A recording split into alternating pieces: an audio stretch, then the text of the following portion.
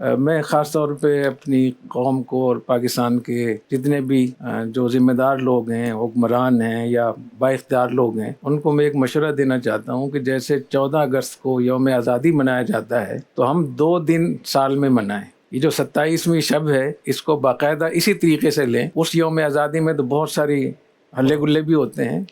رمضان 27ویں رمضان کو باقاعدہ ہم اس کے لیے مختص کر دیں کہ اس میں ہم اپنے ملک کے حوالے سے، اپنی حب الوطنی کے حوالے سے، شکر نعمت کے حوالے سے، اپنی ذمہ داریوں کے حوالے سے باقاعدہ اس کو حکومتی سطح پہ ہونا چاہیے۔ جب چیز حکومت کی سرپرستی میں ہوتی ہے تو اس کی اہمیت بہت بہت زیادہ ہوتی ہے۔ تو اس میں کیا حرج ہے اگر 2 مرتبہ آپ کر لیں؟ جتنے حالات ہمارے خراب ہیں تو ڈوز زیادہ دی جانی چاہیے جب بیماری زیادہ ہو جاتی ہے۔ اب وہ چونکہ شمسی سال تھا نا 14 اگست 1947، تو جیسے وہ اللہ تعالیٰ کا سال ہے، سورج بھی اللہ کا ہے اور چاند بھی اللہ کا ہے، دونوں۔ یہ کہتے ہیں نہیں یہ ہمارا ہے اور یہ بات غلط ہے۔ دونوں سورج چاند یہ اللہ ہی کے ہیں، یہ سب ہمارے ہیں۔ 1366 ہجری رمضان 27ویں شب، 27ویں تاریخ، اس کو پاکستان بنا تھا۔